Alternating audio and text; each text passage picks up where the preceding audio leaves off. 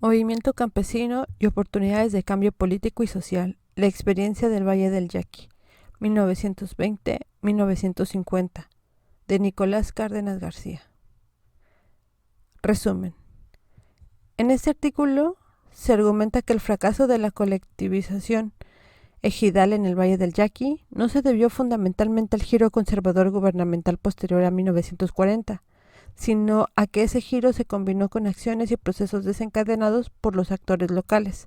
Los agraristas del Valle, a la vez que se comprometieron con el discurso colectivista, aprovecharon la oportunidad de convertirse en una fuerza política. Sin embargo, en el juego político dependieron de aliados y enemigos que se movían en lógicas que escapaban de su control.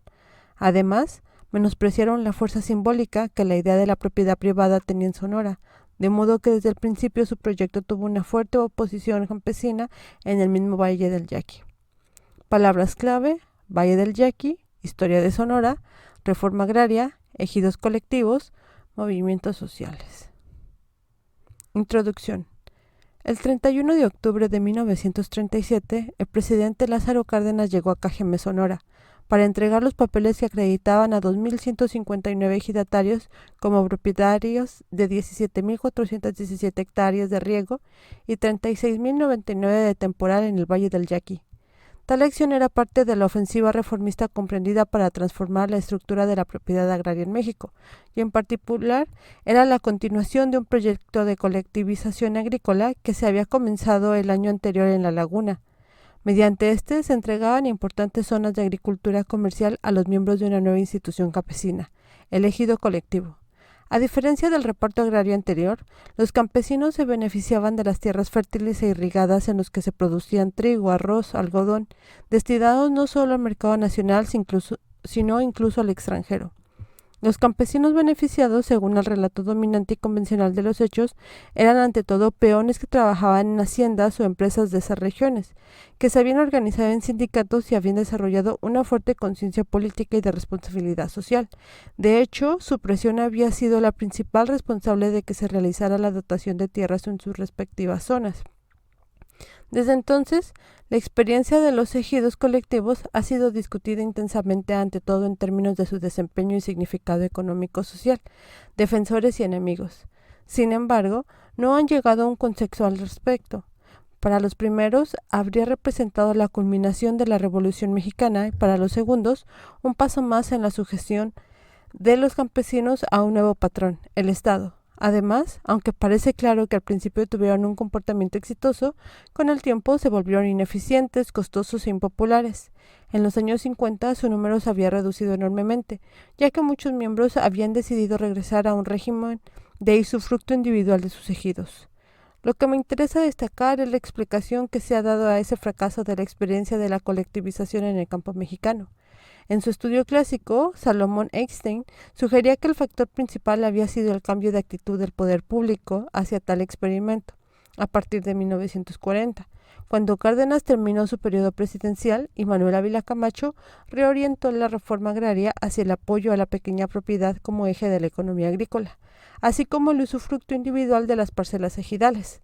Miguel Alemán y Adolfo Ruiz Cortines simplemente habrían continuado por ese rumbo, agregando una fuerte inversión en infraestructura, particularmente en riego. Abre cita. En las siguientes 2 décadas, estas sociedades fueron prácticamente abandonadas por las autoridades, si no es que abiertamente reprobadas. Resultaron incapaces en prosperar por sí mismas, mucho menos en resistir los antagonismos políticos vigentes. Ciertamente, Eckstein señaló algunos fenómenos negativos dentro de la nueva institución, como la discordia interna y la corrupción, pero toda su impresión era que el elemento externo se anticipó en el tiempo y predominó en intensidad.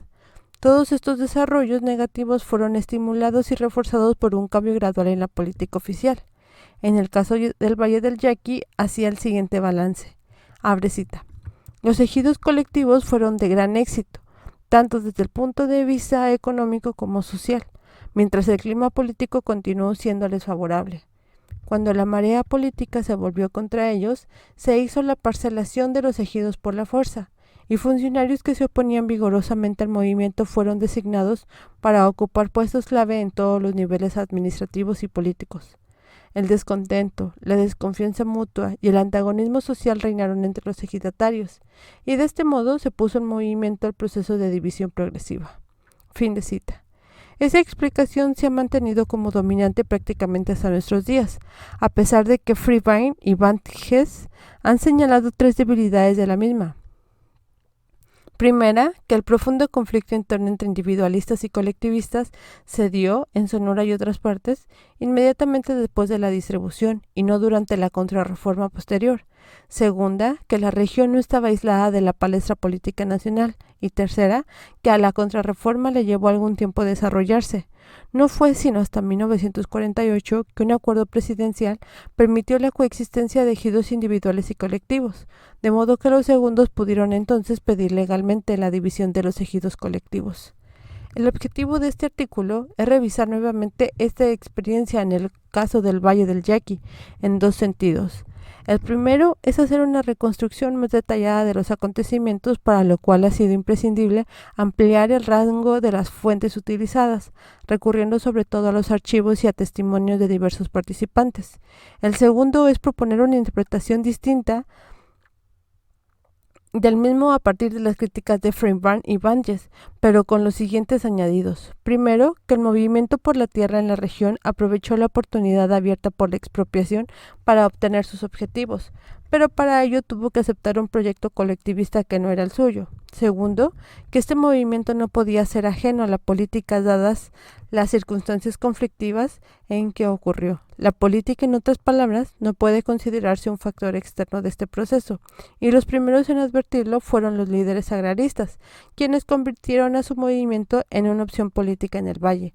Tercero, que la división entre colectivistas e individualistas estaba fundada en un marco de significados estructurado alrededor de la posesión privada de la tierra. De hecho, la propiedad individual de la tierra era parte de la identidad sonorense, de modo que la colectivización fue una solución impuesta, como reconoce el propio Einstein, y requirió un trabajo emocional e ideológico muy intenso de parte de los líderes colectivistas para mantener cohesionada a su base social. Un trabajo que difícilmente podía convencer a todos los nuevos ejidatarios, muchos de los cuales nunca dejaron de ser individualistas. Mi argumento deriva de un enfoque sobre los movimientos sociales desarrollados inicialmente por Tillich, Darrow y McAdam. Básicamente proponen que las oportunidades políticas creadas por cambios en los sistemas políticos ejercen gran influencia en los movimientos sociales, pero que en su fase de desarrollo, las oportunidades y los límites dependen de la participación de tales movimientos. Abre cita. A partir de un determinado momento, la estructura de oportunidades políticas no sería sino el producto de la interacción del movimiento con otros elementos del medio. Habría dejado de ser un mero reflejo de cambios que tienen lugar en alguna parte. Fin de cita. Esa interacción entre los ejidatarios, el gobierno local, los empresarios, las organizaciones nacionales y el gobierno federal es la materia de este análisis. La tierra, los hombres y su estilo de vida en el Valle del Yaqui. Dentro de esta perspectiva teórica, se ha insistido en que los movimientos dotan de significados compartidos a la acción política colectiva. Esos significados, sin embargo, no se imponen sobre conciencias vírgenes, más bien entran a una disputa simbólica en la que el esquema interpretativo que simplifica y condensa el mundo de allá afuera, pautando y codificando selectivamente objetos, situaciones, acontecimientos, experiencias y secuencias de acciones dentro del entorno presente y pasado de cada uno, es el objeto mismo de la lucha entre los diversos actores involucrados. En el caso del Valle del Yaqui, la creación de estos significados estuvo estrechamente asociada a las particularidades de su poblamiento desde finales del siglo XIX. Antes había sido un territorio donde el Estado mexicano apenas tenía presencia, contenido por el insumiso pueblo yaqui. El proceso de colonización efectuado por particulares como Carlos Conant, el Ejército Federal y empresarios extranjeros como los hermanos Richardson han sido contados ya. Los colonos venían de otras partes y sus proyectos estaban basados en el control de las aguas del río Yaqui para irrigar sus tierras. Su característica central, como resume Aguilar, abre cita, era que su perfil final reproducía un gran conjunto de pequeñas propiedades explotadas básicamente por agricultores modernos, no por latifundistas y grandes propietarios. Fin de cita. Para cuando la Richardson fue nacionalizada en diciembre de 1926, había puesto bajo cultivo poco más de 37,000 hectáreas. A pesar de las facilidades que brindó el paso del ferrocarril del Sur Pacífico por el valle en 1907, la llegada de los esperados colonos fue lenta. Los primeros crearon un poblado, Esperanza, que apenas contaba con 280 habitantes en 1900. En el valle, por esas fechas, las poblaciones más grandes eran Torim, con 3,056, y Cocorit, con 2,447 habitantes. En 1921, la estación Cajeme del ferrocarril, futura Ciudad Obregón, apenas tenía 237 pobladores. En 1930, en cambio, ya con su nombre actual, Ciudad de Obregón, era la cabecera del municipio de Cajeme y contaba con 8,469 habitantes. Para 1940 se había vuelto el centro indiscutible del valle, con sus 12,497 habitantes, quienes ya contaban con una moderna carretera que los unía tanto al norte como al sur. Sin embargo, el salto demográfico aún fue mayor con la siguiente década, pues en el siguiente municipio de Cajeme, que había integrado a Cocorit, ya vivían 63,025 personas, de las cuales 30,991 se concentraban en Ciudad Obregón. Los primeros colonos, nacionales o extranjeros, compartían no solo el ideal de la agricultura moderna y eficiente, sino el de un espíritu pionero, lo que incluía tanto poner en explotación tierras vírgenes como defenderlas de enemigos violentos, en este caso los yaquis. Uno de ellos, Hugo Schwambeck, narró en sus memorias el accidentado periplo que lo llevó al valle.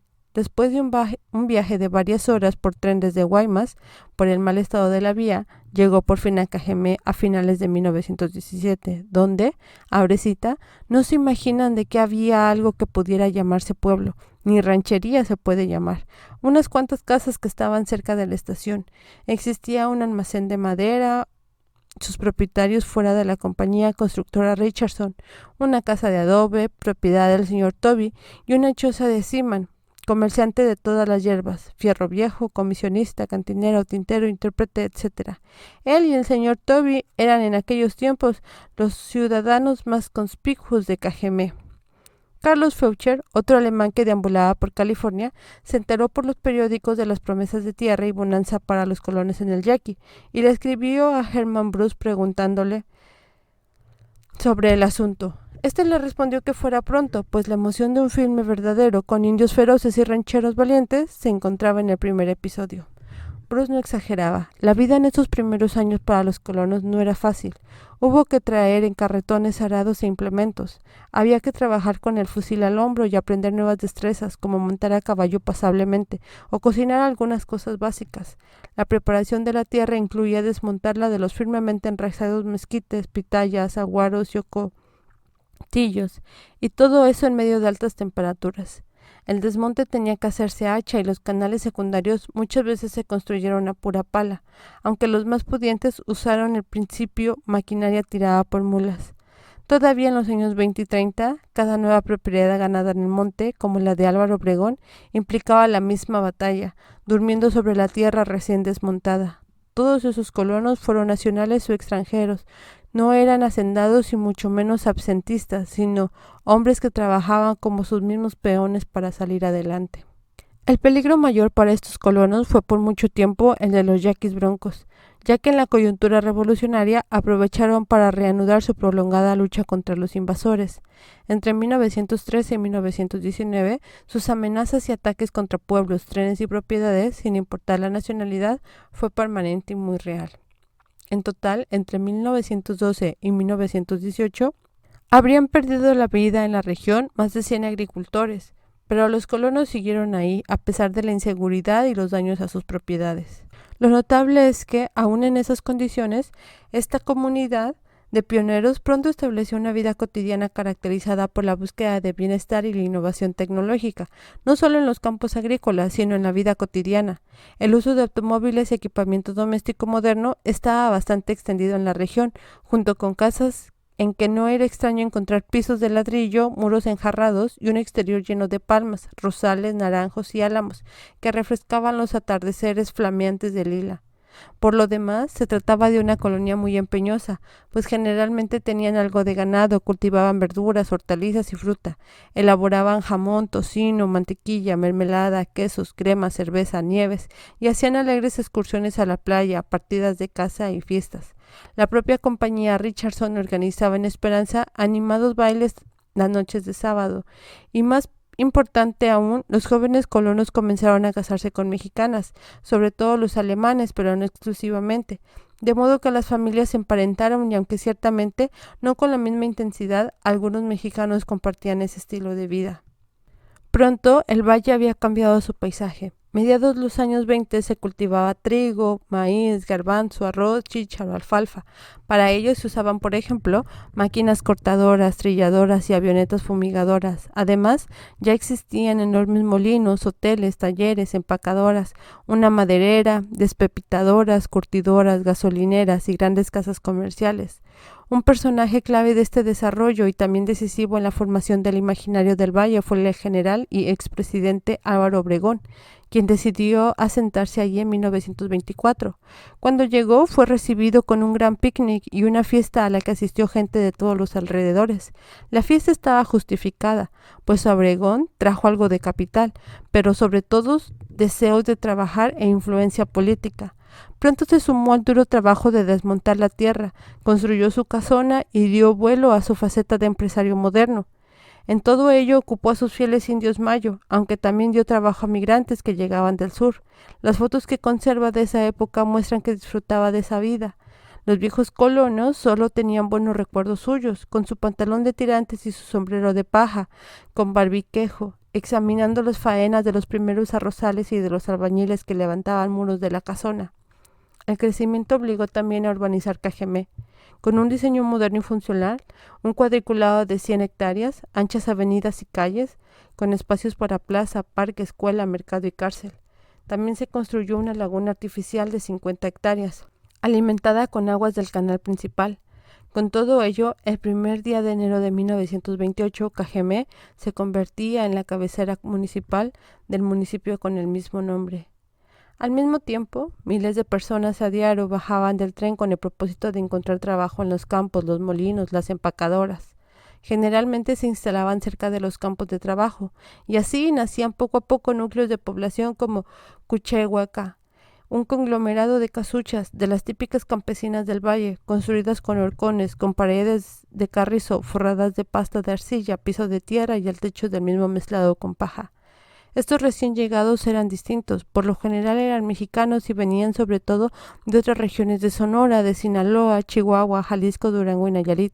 Además, después de 1930, llegaron otros mexicanos que, en el contexto de la crisis, regresaban de los Estados Unidos a buscar un medio de vida. Como ha señalado Banges, un tercio de los ejidatarios del Valle en 1941 eran gente de fuera de Sonora. A pesar de ello, considerando sus lugares de origen, parece razonable suponer que si bien muchos de estos inmigrantes fueron receptivos a los discursos reformistas de la Revolución Mexicana, difícilmente habrían escapado del modelo de propietario ranchero, esforzado a la vez en moderno, que se había estructurado en esos años, pues no había otro al alcance. El movimiento agrarista y su búsqueda de aliados. Esta expansión demográfica trajo consigo, con relación a la tierra, un cambio completo de lógica.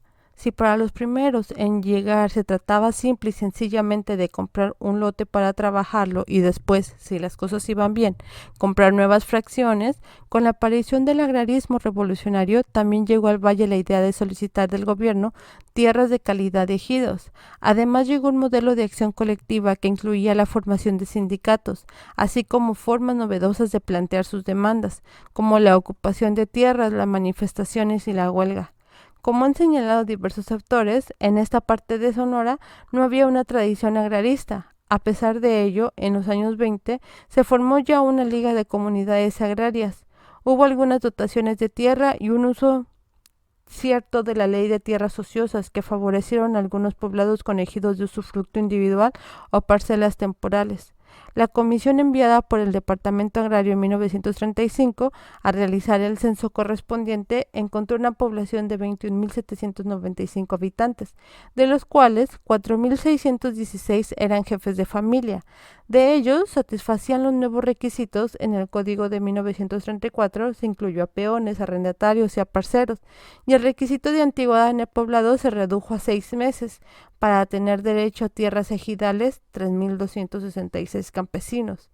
En Ciudad Obregón, el crecimiento urbano y empresarial abrió un mercado de nuevo trabajo, aparte del rural.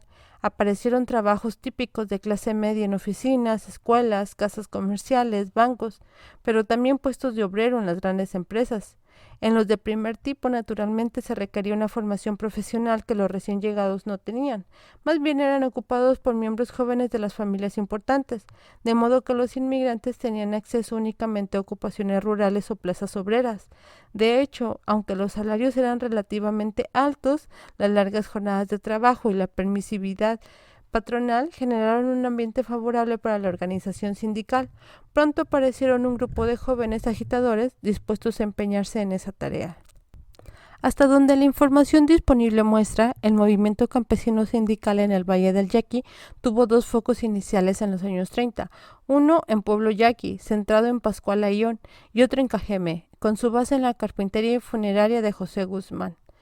Pascual Ayllón, el decano de los activistas, trabajó en el molino del 65. Después fue agente de correos, juez civil y al final montó un taller de carpintería. Pero su verdadera pasión era conseguir la tierra y su arma una máquina Oliver L10. A sus 60 años encabezaba reuniones que fueron decisivas en la creación de una red de jóvenes activistas que incluyó a Maximiliano El Machi López, Manuel R. Bobadilla, Jacinto López El Buki, Contreras, Vicente Padilla, Aureliano el Negro, B. García y los hermanos Matías y Alejandro Méndez. Contreras había trabajado de aprendiz en una vulcanizadora y después como peón. Jacinto López era zapatero, mientras que Matías era molinero y Alejandro almacenista en la arrocera, aunque después por breve tiempo fue minero en Cananea. En esa época dieron una primera demostración de fuerza cuando en una redada detuvieron a Guzmán y a otros respetados artesanos.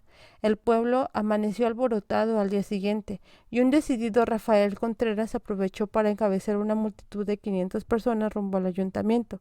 Ahí liberaron a los presos, después de desarmar al alcalde Justino Ramírez y a 3 guardias. A partir de 1934, esta red logró importantes avances organizativos. De hecho, la visita de Lázaro Cárdenas durante su campaña parece haber impulsado a estos activistas, que lo recibieron en Pueblo Yaqui, le ofrecieron una comida en el taller de carpintería de Ayllón y pudieron conversar largamente con él en el cuarto de hotel.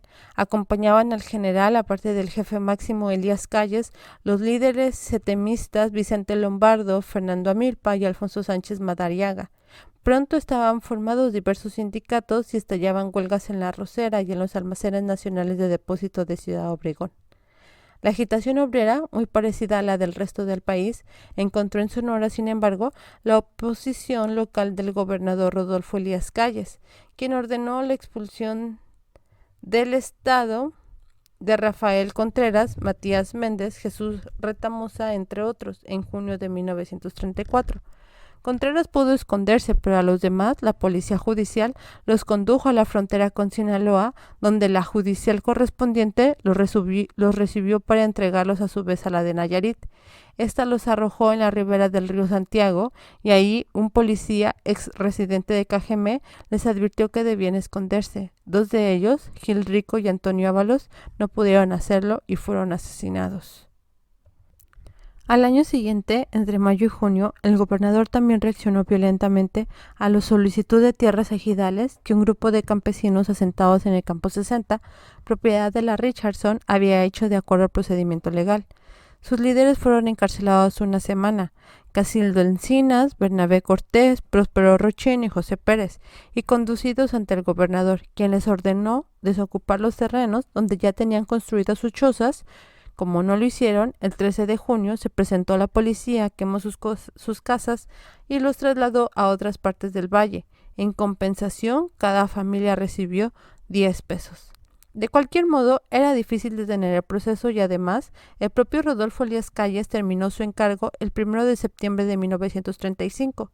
Su sucesor, Ramón Ramos, parece haber tenido un talante más conciliador con los activistas sindicales, pero duró poco en la encomienda, pues el Senado decretó desaparecidos los poderes en el estado de Sonora el 16 de diciembre de ese año, junto con los de Sinaloa, Durango, Zacatecas y Guanajuato.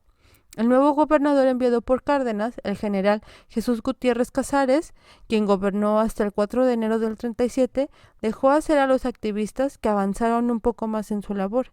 Ese año, la inquietud y las expectativas en el valle sobre la proximidad del reparto eran patentes.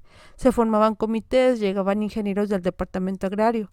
Todo el mundo trataba de anotarse en las listas y también aparecía el recelo de los propietarios. El siguiente gobernador, Román Yocupicio, también se definió como un enemigo del movimiento. Intentó cooptar a los grupos de solicitantes prometiendo en propiedad lotes de 10 y 15 hectáreas y formó una organización sindical paralela, la Confederación de Trabajadores de Sonora. Ambas cosas sin mucho éxito. El ejército a mediados de año tuvo que patrullar los campos. En ese clima, los líderes tuvieron que hacerse de aliados poderosos. En ese caso, la pujante Confederación de Trabajadores de México, CTM. Sin embargo, el recorrido de afiliación y agitación de los setemistas por el Estado no estuvo exento de peligros. El delegado del Comité Nacional de la CTM, Enrique Torres Calderón, fue secuestrado. Lo encontraron caminando por el monte. Algunas chicharreras y unas delegadas de Nogales fueron encarceladas, y los propios líderes sonorenses telegrafiaron a Lombardo para que no asistiera al Congreso de Unificación, pues su vida correría peligro ahí. Finalmente, el Congreso tuvo lugar en Cajemé los días 11-12 de junio de 1937, sin la presencia de Lombardo, pero sí con la de los jóvenes líderes setemistas Fidel Velázquez, Leobardo Coca, Rodolfo Piña y Alejandro Carrillo. Ahí estuvieron casi todos los activistas locales de esos años duros, encabezados por Jacinto López, quien fue electo secretario general. Sintomáticamente, ni antes del Congreso ni durante su desarrollo se mencionó la idea del ejido colectivo, simplemente se pedía tierra con los términos hasta entonces conocidos, del ejido con parcelas individuales. Después del Congreso, en Hermosillo, Yocupicio tomó un pequeño desquite encarcelando a Fidel Velázquez, Jacinto López, Francisco Figueroa Mendoza, Manuel S. Corvala y otros delegados. Según la versión de Padilla, Enegro García y Manuel R. Bobadilla se disfrazaron de militares y se introdujeron en la penitenciaría liberando a los delegados con un salvoconducto falso. Yocupicio liberó al resto, enterado de la marcha de miles de campesinos que saldríamos de Cajemé apoyados por Lázaro Cárdenas. Ese apoyo era real. Al mes siguiente, Ayón, el Machi López Contreras y el Negro García fueron a la Ciudad de México para recibir instrucciones y ultimar detalles con vistas al reparto. Y el 31 de octubre llegó el general Cárdenas a entregar los papeles con los que quedaban conformados los ejidos colectivos. El ambiente en las vísperas fue de gran expectación, con los líderes recorriendo el valle y unas 20,000 personas que llegaron por la noche al pueblo yaqui, donde se levantaron grandes bocinas en palos de pitaya para escuchar el mensaje cardenista, entre alumbradas de los que dormitaban o calentaban lonches, y se vino el día. En efecto, el presidente llegó por avión a las 8 de la mañana y dijo: «Aquí estamos, Jacinto, ya». Subió a un auto acompañado de los dos López y Contreras, pero luego se cambió un camión de carga para hacerse visible al pueblo, que le brindaba sonrisas y agitaba pañuelos rojos y sombreros. Después de los discursos, se arrimó a los comales donde echaban tortillas y comió de la vaca tatemada en las mallas de Pascual Ayón. Luego abordó el tren Olivo y se fue con rumbo a Sinaloa. Ese día cambió radicalmente la estructura de la propiedad y de las relaciones de poder y sociales en el valle, pues se formaron 14 poblados con 2,159 ejidatarios que recibieron 17,417 hectáreas de riego y 36,099 de agostadero y monte. El movimiento se convierte en fuerza política. Los jóvenes líderes del movimiento agrario en el Valle enfrentaron desde el primer momento enemigos poderosos, como el gobernador de Sonora y algunos propietarios afectados, pero también lograron hacerse de fuertes aliados, como la CTM y el presidente Cárdenas. En todo caso, el poder municipal parecía ser clave para las posibilidades de éxito del movimiento sindical y agrarista.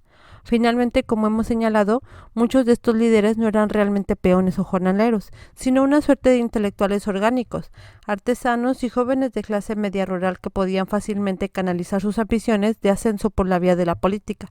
Tal vez los rasgos más sobresalientes de la política municipal de Cajeme durante los primeros años de su existencia hayan sido un encono con que se disputaban los puestos, no siempre mediante procedimientos legales, y la inestabilidad institucional, pues pocas administraciones lograban concluir normalmente sus periodos. En la elección de abril de 1935, con el movimiento en marcha, el candidato triunfante, Crisóstomo Elizondo, no pudo tomar posesión porque los opositores al gobernador recién electo, Ramón Ramos, comenzaron una intensa agitación en contra de Elizondo, al que se acusaba de enemigo de clase trabajadora. Un plebiscito le fue adverso y no se presentó a la toma de posesión, por lo que se nombró un ayuntamiento interino encabezado por Antonio Salmón, en el que Jacinto López figuraba como primer regidor. Su cometido más importante sería convocar a las elecciones extraordinarias correspondientes, que se llevaron a cabo el 20 de octubre de 1935. Sintomáticamente no hubo candidato del PNR. José Moreno Almada se presentó por el Partido Socialista de las Izquierdas y Matías Méndez Limón por el Laborista. Ganó el segundo y tomó posesión el 5 de noviembre. El nuevo presidente no solo representaba a los intereses obreros, sino que era uno de sus líderes.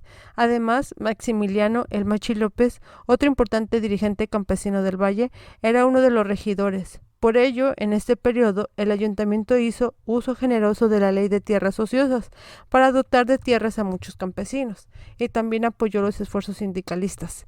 No sorprende que en cuanto llegó Román Yocupicio al gobierno del estado, los destituyera de sus cargos bajo la acusación de malversar fondos en febrero del 37, nombrara presidente interino al mayor Felipe Ruiz. Las nuevas elecciones dieron ahora sí el triunfo a José Moreno Almada, pero no pudo tomar posesión porque el 3 de noviembre del 37 fue asesinado por el comandante de la policía en la oficina del presidente municipal, a donde había ido a reclamar la liberación de seguidores suyos que habían sido acusados de distribuir un volante ofensivo contra las autoridades. Como resultado, tomó posesión el primer regidor, Guistano García, pero nuevas movilizaciones de los setemistas lo obligaron a renunciar el 3 de abril del 38.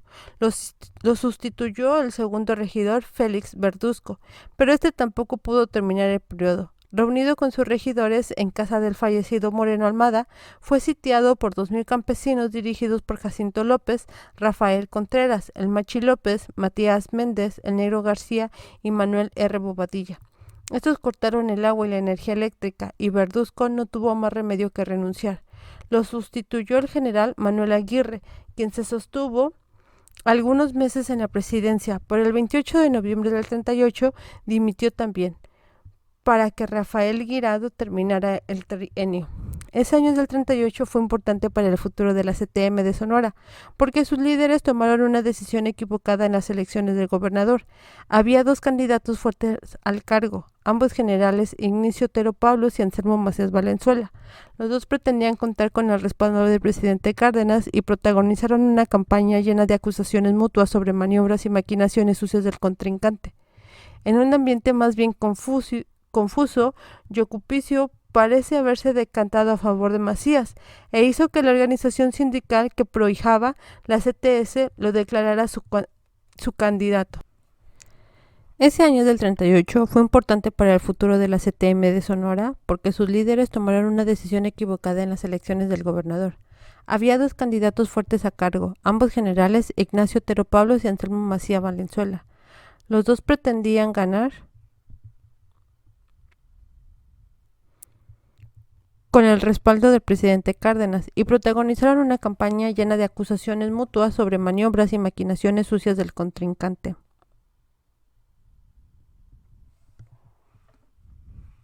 En un ambiente más bien confuso, Yocupicio parece haberse decantado a favor de Macías e hizo que la organización sindical que prohijaba la CTS lo declarara su candidato. Los de la CTM, por tanto, decidieron en su congreso de junio designar como su candidato a Otero, aunque hubo quienes, como el Machi López, Matías Méndez, Aurelio García y Manuel Bobadilla, se opusieron. En medio de esta confusión, Macías ganó las elecciones internas del PRM y posteriormente las elecciones. Alarmados, los dirigentes nacionales de la CTM rápidamente rápidamente armaron un congreso en la tercera semana de septiembre para rectificar el desliz y asegurar al presidente Cárdenas su simpatía por Macías. Por lo demás, en Cajeme, el Machi López perdió la elección frente a Faustino Félix, pero una vez más los ejidatarios impidieron la toma de posesión y se designó un ayuntamiento al gusto de los setemistas. En la década de los 40 por fin se superó la inestabilidad política, tanto en Sonora como en Ciudad Obregón. En el primer caso, hasta 1973, cada uno de los subsiguientes gobernaderos concluyó su mandato, y más importante aún, con el sucesor de Macías, el general y expresidente Abelardo Rodríguez, comenzó una era de modernización, creación de instituciones y convivencia armónica entre el gobierno y los cada vez más fuertes empresarios sonorenses. Por supuesto, no fue el menor de los apoyos el flujo de recursos del centro hacia obras de infraestructura, así como créditos y subsidios para el campo. Después de Rodríguez, Ignacio Soto y Álvaro Obregón Tapia, hijo del general Obregón, llegaron a administrar el progreso.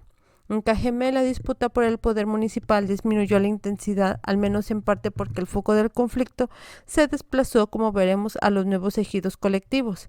Por esa razón, los presidentes municipales de Alejandro Sobarzo y Heriberto Salazar lograron concluir sus periodos ya sin mayores sobresaltos y, sobre todo, comenzaron a realizar algunas tímidas inversiones en infraestructura urbana, como el mercado municipal construido entre 1942 y 1945, el hospital municipal edificado entre 1941 y 1942, escuelas y un parque de béisbol. En los años de presidente Ávila Camacho, contra lo que supone la tesis convencional, los líderes agraristas defensores del ejido colectivo alcanzaron el máximo de poder, tanto a nivel local como nacional. Vicente El Güero Padilla había sido electo diputado local en septiembre del 43 y poco después se convirtió en el secretario general de la CTM en Sonora. Aparentemente su desempeño fue satisfactorio para el gobernador Rodríguez, quien lo apoyó para que alcanzara la presidencia municipal a mediados del 46. Padilla, bajo las siglas del PRM, gobernó con un ayuntamiento en el que dominaban los dirigentes agraristas, Bernabé Arana, Saturnino Saldívar, Matías Méndez Limón y Atanasio Aragón Gómez, y como sus predecesores, no solo lograron terminar su periodo, sino que arreglaron las calles de la ciudad y construyeron el Palacio Municipal, que funciona hasta nuestros días. Al mismo tiempo, Jacinto López era diputado federal y secretario de Asuntos Campesinos de la CTM, y el grupo agrarista controlaba la Unión de Sociedades de Crédito Ejidad del Valle del Yaqui, así como la mayoría de los ejidos colectivos formados después del reparto. Todo eso lo habían conseguido en poco más de 10 años de trabajo político, justo también en sus años juveniles, pues todos nacieron alrededor de 1910, y debe notarse que salvo Maximiliano R. López, todos llegaron al Valle después de 1921 y habían partido de posiciones sociales de bajo estatus. El Machi era el más viejo, pero había comenzado su carrera de activista en Sinaloa y Mexicali. Jacinto, por su parte, lo había hecho en Cananea, dentro de los comités antichinos. En 1949, al terminar el periodo de Padilla, tenían por ello fundadas razones para pensar que el futuro sería mejor. Sin embargo, enfrentados a la división entre Lombardo y Velázquez dentro de la CTM, el grupo encabezado por Jacinto López decidió mantener su fidelidad al primero y seguirlo en la aventura de formar un nuevo partido, el Partido Popular, y una nueva central obrera, la Unión General de Obreros y Campesinos de México, UGOCM. Otros más prudentes se quedaron en la CTM. En ese año del 49 había elecciones para gobernador, diputados federales, diputados locales y presidentes municipales. Ahora, bajo las banderas del nuevo partido, Jacinto López se presentó como candidato a gobernador, Saturnino Saldívar a la presidencia municipal de KGB y Aurelio B. a la Diputación Federal, así como Matías López a la local. El candidato oficial, Ignacio Soto, industrial y banquero y socio de la fábrica de cemento La Campana de Hermosillo, respaldado por la maquinaria del PRI, hizo una campaña subrayando el comunismo de López y Lombardo, de modo que para votar por el primero era aceptar el vil tutelaje de influencias extrañas. El resultado fue que los del PP perdieron todas las posiciones en disputa, aunque al menos en Cajeme, por medio de un fraude bastante burdo, el agente número 62 de la Dirección Federal de Seguridad, Arturo Schink, pudorosamente evitó hablar de cifras y simplemente afirmó que con las investigaciones practicadas se estima que el candidato del PRI, señor Ignacio Soto, obtuvo mayoría de datos. y aunque en Cajeme se logró invalidar la elección, ahora se designó a un consejo municipal para cubrir el periodo del 49 al 52, encabezado por el general Miguel Guerrero Verduzco. A este le perseguirían Rodolfo Elías Calles y René Gándara, que en pleno auge agrícola, la presa de Oviachic se terminó en el 52, se encargarían por fin de modernizar Ciudad Obregón, con drenaje, agua potable, pavimento, iluminación, parques. En el 58, Ciudad Obregón era la ciudad moderna, limpia y bien iluminada que hoy conocemos. El conflicto entre colectivistas e individualistas. Cuando los ejidos colectivos recibieron la tierra, no la pudieron ocupar de inmediato. Tuvieron que esperar en los casos en que ya había sido cultivada a que los propietarios expropiados levantaron la cosecha. Pero en el siguiente ciclo ya estaban posesionados de aquella que les correspondía, y aunque hubo evidentemente algún resentimiento de parte de los antiguos propietarios, que en su gran mayoría no eran equivalentes a los latifundistas de otras regiones, ese no parece haber sido un problema para los ejidos. Algunos propietarios incluso los apoyaron. Los problemas del ejido colectivo provenían de su propia naturaleza y eran de tres órdenes. En primer lugar estaba la división entre colectivistas e individualistas, en segundo el tipo de organización y el tercero el proceso de toma de decisiones. El primero se manifestó en cuanto se repartió la tierra y se resolvió momentáneamente hasta 1942. Resulta sintomático que uno de los lugares donde hubo mayor oposición al colectivismo fuera en el ejido del Yaqui, asentado en lo que hemos mencionado como pueblo yaqui. En la lista original de solicitantes había 464 jefes de familia, quienes recibieron 3.768 hectáreas de riego y 4.000 de agostero y monte. Además, como el resto de ejidos, un crédito de 150,000 pesos y hasta la ayuda de los vecinos agricultores. En asamblea fueron electos Carlos Álvarez como presidente del comisariado ejidal y socio delegado en consecuencia, Esteban Hernández como secretario y como tesorero Pascual Ayllón. Entre ellos pronto surgieron desavenencias, pues aparentemente le pidieron a Ayllón fondos para gastos ajenos al trabajo, por lo que este renunció el 4 de marzo del 38. La disputa no terminó ahí, pues mientras en el cargo del presidente del comisariado se sucedían Manuel R. Bobadilla, Saturnino Saldívar y Bernabé Navarro, importantes dirigentes de la CTM local y su grupo se afiliaban a la Liga de Comunidades Agrarias de Sonora del 40, dependiente de la Confederación Nacional de Campesina, y demandaban el deslinde y el parcelamiento individual del ejido. Sus argumentos tenían que ver con los malos manejos de fondos y con la conversión de los líderes en explotadores de los campesinos. De hecho, se negaron a seguir trabajando bajo el sistema de régimen corrompido que hace negatorio el esfuerzo de los ejidatarios. En marzo del 41 el conflicto se agudizó, pues los inconformes tomaron terreno del ejido y comenzaron a dividirlos. Según Jacinto López, se trataba no solo de ejidatarios, sino de particulares y ejidatarios que nunca concurrían a los trabajos. Los setemistas tuvieron que recurrir al apoyo de las tropas federales para someterlos, pero el agente del Banco del Crédito Ejidal reconoció que había un problema de fondo y realizó un recuento con la intención de dividir en dos al ejido. Una parte para los partidarios del sistema individual y otra para los colectivistas. No tenemos datos ciertos del recuento, pero el 19 de marzo el presidente Ávila Camacho decidió que los ejidos seguirán bajo el régimen de producción colectiva. Disgustado, Ayllón se retiró del ejido y de la lucha por la tierra. Con él posiblemente se fueron algunos otros, pues el censo depurado de 41 mostró una disminución de 76 ejidatarios en relación a 38. De cualquier modo, a pesar del retiro de Ayllón y de acuerdo al acuerdo presidencial, la inconformidad no desapareció.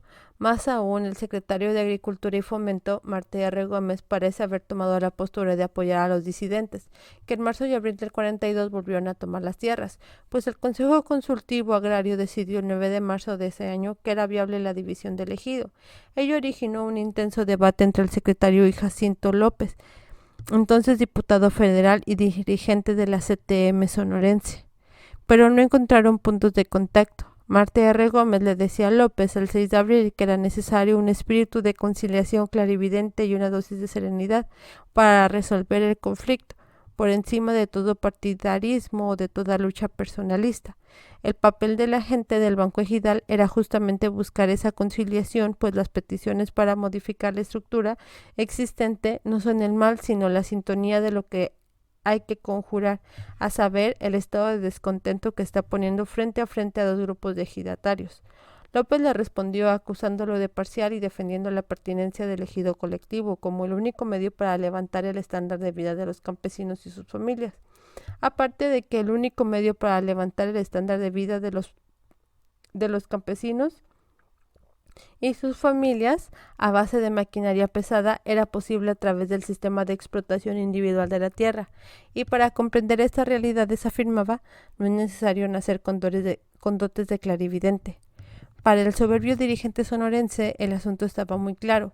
No se trataba de dos grupos de ejidatarios, sino de un grupo bien organizado, perfectamente orientado, con un sistema que prestigia a la revolución agraria extremadamente mayoritario, frente a otro, sin bandera revolucionaria, absolutamente desorganizado, al servicio de los enemigos de la causa agraria, en actitud de rebeldía a las leyes de la materia y con un propósito fundamental de romper la unidad con perjuicio de la producción. El 5 de julio siguiente, en medio de conatos de violencia, Ávila Camacho firmó un nuevo acuerdo que ratificaba la forma colectiva de trabajo. Decisión extraña, pues de cierto modo tomaba distancia de las acciones del secretario de Agricultura. Tal vez estaba demasiado cercano el recuerdo del general Cárdenas, al que además llamó a colaborar en el contexto de la guerra. Tal vez haya juzgado que la fuerza adquirida por la CTM hacía inapropiado tomar otra decisión por el momento.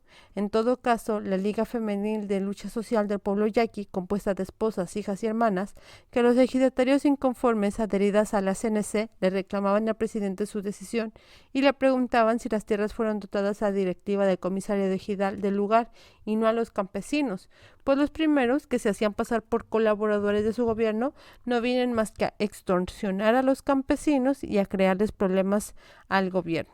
Poco después, el viento político dejó de favorecer a los setimistas. Al principio de 44, el Banco Ejidal, en un cambio de orientación importante, decidió crear una central de maquinaria en el Valle del Yaqui, a lo que tendrían que contratar los ejidos para la realización de labores específicas.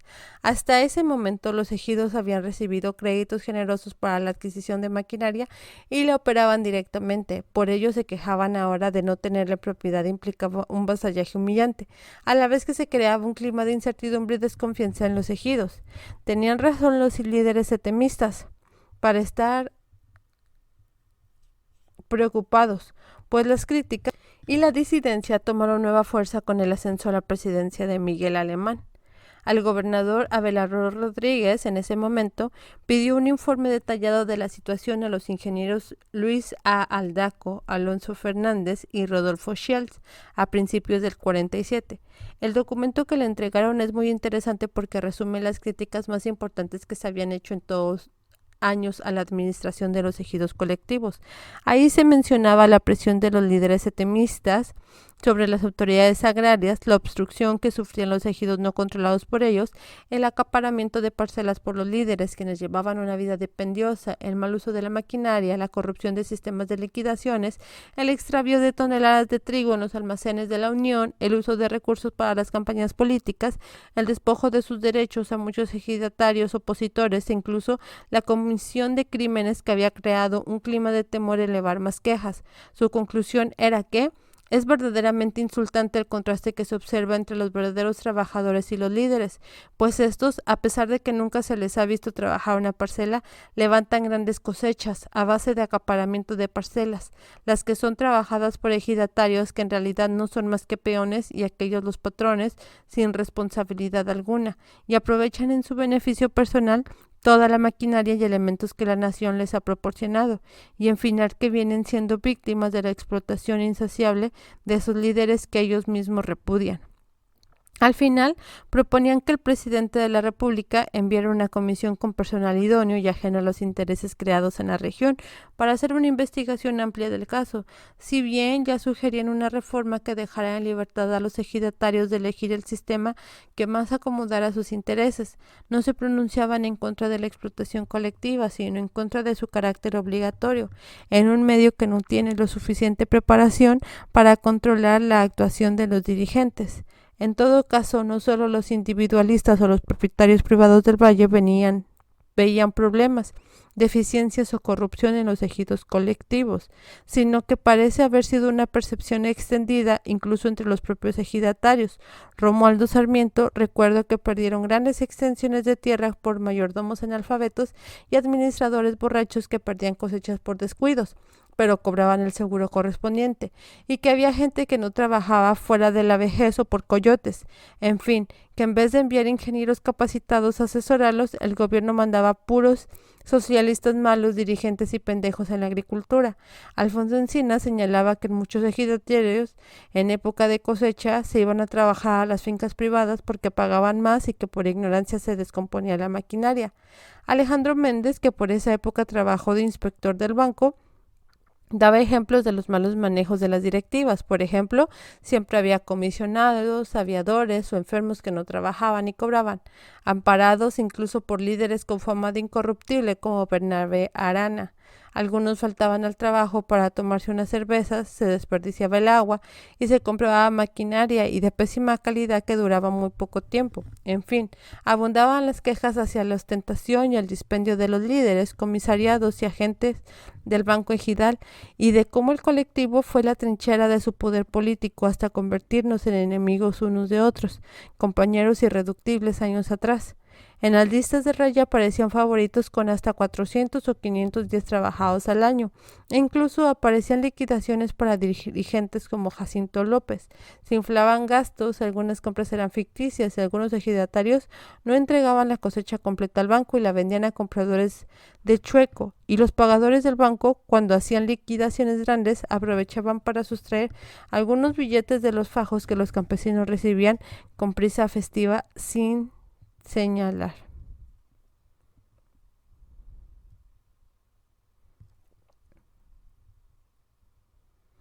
Conclusiones. Entre 1934 y 1952 se dio en el Valle del Yaqui un ciclo de acción colectiva centrado en un movimiento campesino que luchaba por la tierra. Si bien la política reformista de Cárdenas le abrió la oportunidad de obtener esa meta en la forma de ejido colectivo, conservarlos y hacerlos productivos, lo obligó no solo a institucionalizarse, sino a ampliar sus actividades al campo de la política local, estatal y aún nacional. En ese proceso, los líderes emergentes tuvieron capacidad de conseguir aliados poderosos y mantener un cierto control en sus bases, así como de construir un discurso centrado en la redención campesina y las ventajas económicas de la cooperación. Sin embargo, este discurso no tenía bases profundas en la región. Amén de los ejidos colectivos, pronto mostraron serias deficiencias en su operación cotidiana. Por ello, desde el principio hubo un contramovimiento de signo individualista que a su vez supo captar importantes apoyos locales y nacionales.